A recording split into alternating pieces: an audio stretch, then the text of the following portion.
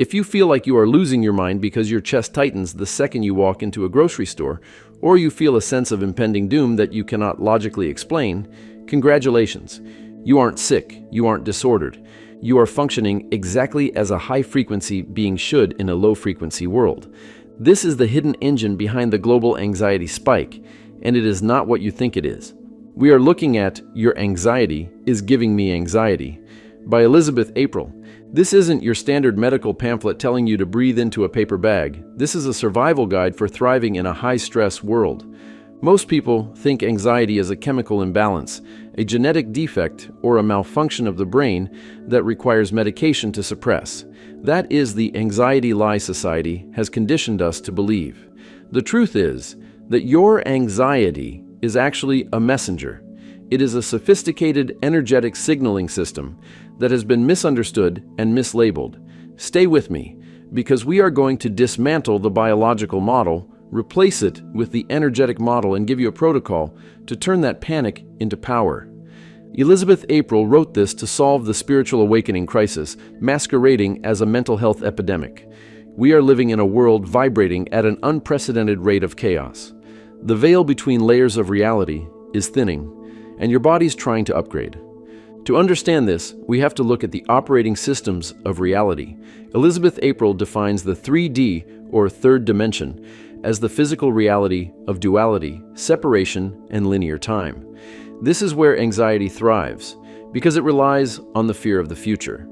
The 5D, or fifth dimension, is the reality of unity and instant manifestation. This is where intuition thrives. We are currently in the messy transition between the two. Your anxiety is simply the friction of trying to exist in both operating systems at once. Let's define the pain. You walk into a room where a couple just had a fight. They are smiling, pretending everything is fine. But you suddenly feel angry, heavy, or exhausted. You assume something is wrong with you. You didn't walk in angry. You walked in fine. So where did the anger come from? It transferred. You are a sponge in a bucket of dirty water, wondering why you can't stay clean. This is the sponge effect. Empaths and sensitives naturally absorb the emotional residue of their environments. You are acting as a high-powered antenna picking up on the collective fear, stress, and chaos of the world around you. Imagine your nervous system is a radio. Most people are tuned to a local station, hearing only their own thoughts. But you have a radio capable of picking up frequencies from across the globe.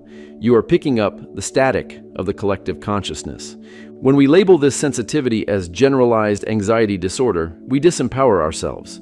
We start fighting our own biology, trying to numb the antenna rather than learning how to tune the dial. Here is the receipt that changes everything. Up to 80% of the anxiety you feel does not belong to you. It is external noise. The reason it feels so overwhelming is that you are trying to solve an emotion that didn't originate in your own psyche. Obviously, you cannot solve a problem that isn't yours. Consider the shaking or vibrating of anxiety. The medical model calls this a panic attack. The energetic model calls this a calibration. You are running high-voltage energy through an outdated nervous system. It's like trying to run the latest AI software on a dial-up modem. The hardware is going to get hot. This isn't a sign of regression, it is a sign of progression. But don't take my word for it, test it.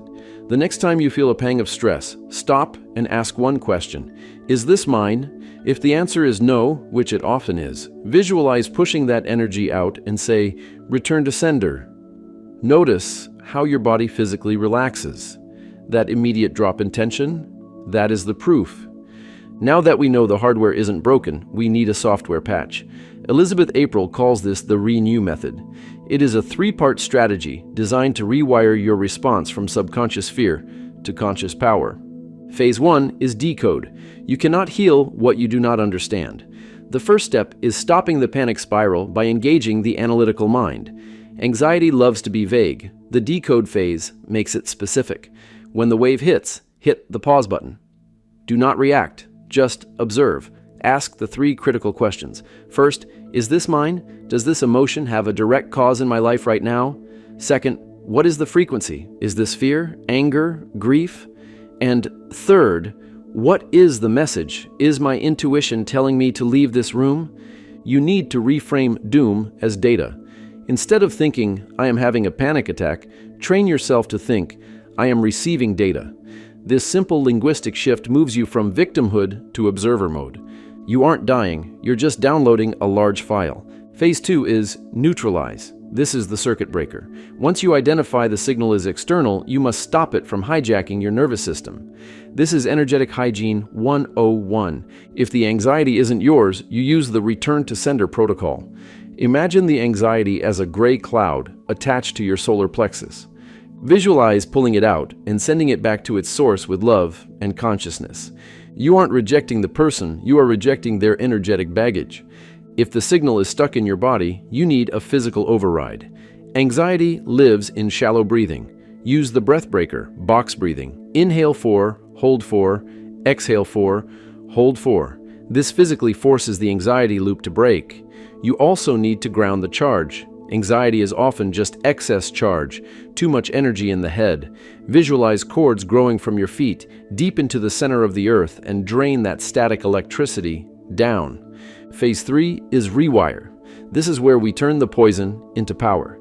Once the noise is neutralized, what is left is pure energy. You can now use that energy. Here is the twist. Anxiety and intuition are two sides of the same coin. They utilize the same neural pathways but vibrate at different frequencies. Anxiety is fear of the unknown, low frequency. Intuition is awareness of the unknown, high frequency. When you neutralize the fear, the remaining sensation often reveals itself as a gut feeling or a psychic hit. That bad feeling about a party wasn't social anxiety. It was your intuition warning you not to go because something negative would happen there. Use the action protocol. Anxiety is kinetic potential. If you don't use it, it turns inward and attacks you. Channel it into movement, art, writing, or speaking. Most people stop here, thinking they just need to breathe through it. But the real unlock is understanding the specific archetypes of anxiety you play out every day. Let's talk about the social chameleon. You dread networking events or the mall because you feel drained instantly. You aren't antisocial. You are overperceptive. You are subconsciously scanning and processing the emotions of every single person in the crowd. It is information overload. The fix isn't isolation, it's the bubble of light. Before leaving your house, visualize a semi-permeable bubble around you. Program it with a thought. Only love and truth may enter. All lower vibrations must bounce off. And give yourself an exit strategy. Validating your own need for safety reduces the anxiety of feeling trapped. And then there is the future tripper. You lie awake at night, terrified about climate change or the state of humanity. This is collective anxiety. You are tapping into the matrix programming, the narrative of fear pushed by media to keep populations docile. Fear lowers your vibration, making you easier to manipulate. The survival strategy: disconnect to reconnect. If the news gives you anxiety, it is because it is designed to. Turn it off. Elizabeth April teaches timeline hopping. The future is not fixed. When you worry, you are energetically investing in the worst-case timeline.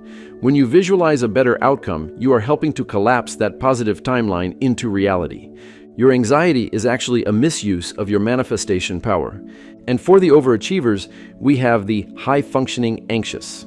You look calm on the outside, but inside, you are screaming. You overachieve, overplan, and cannot sit still because stillness feels like death.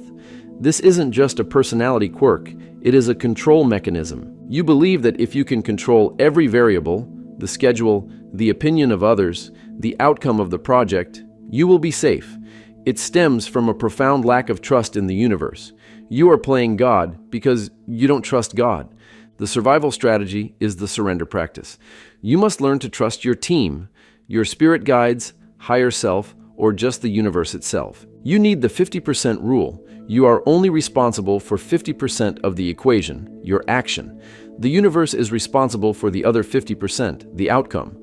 High-functioning anxious people try to do 100%. Let go of the other 50%.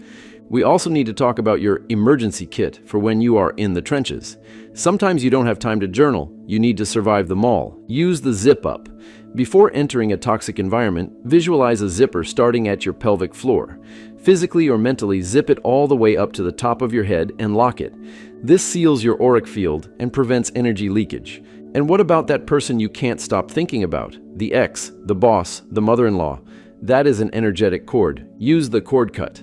Close your eyes and visualize them in front of you. See the cords connecting your stomach to theirs. Visualize a giant golden sword and cut them. Watch them snap back and say out loud, "I call my energy back to me."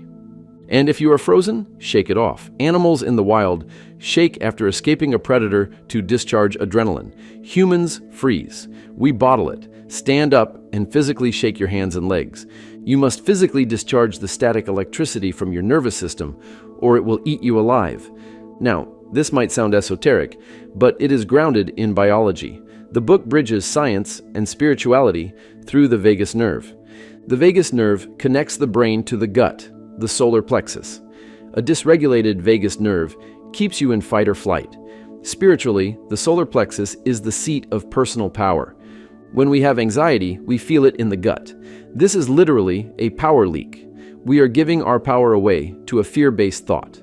You can hack this. Humming, chanting, Om, or splashing cold water on your face stimulates the vagus nerve, resetting the biology and sealing the energetic leak.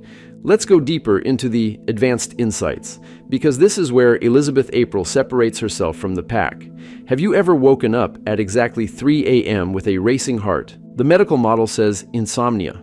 The energetic model says the veil is thinnest between 3 and 4 in the morning. You may have been doing work in the astral plane or receiving downloads. Instead of lying there, scared, asking, "Why can't I sleep?" ask, "What did I just learn?"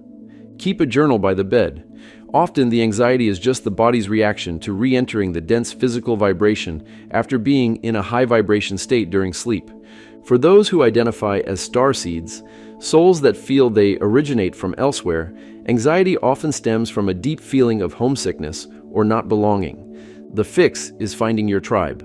Connecting with others who speak your language quiets the background hum of "I don't belong here." This brings us to the concept of the matrix. In this 3D construct, fear is the currency of control. If you are anxious, you are buying into the system. You are reactive, not creative. The ultimate goal is to unplug. When you use the ReNU method, you stop feeding the system your energy. You become a glitch in the matrix, a human who is calm in the midst of chaos. That calmness is contagious. Just as anxiety is transferable, peace is transferable. So how do we synthesize this into a life that doesn't suck? You adopt the modern mystic lifestyle. Daily grounding to connect to the earth. Daily clearing to wash off the static. Boundaries to say no to energy that drains you. And perspective to see the chaos as a necessary dismantling of the old to make way for the new. This book is a permission slip to stop fighting yourself. It is a guide to taking the symptoms that have plagued you for years and utilizing them as the dashboard for your own evolution. You are not dying, you are just waking up. And this anxiety, it's just the fuel for your rocket ship if you learn how to steer it. The very thing that causes you pain is your superpower. You cannot save the world by suffering with it. You save it by stabilizing your own frequency so you can finally stand there and shine. Link to the book is in the description.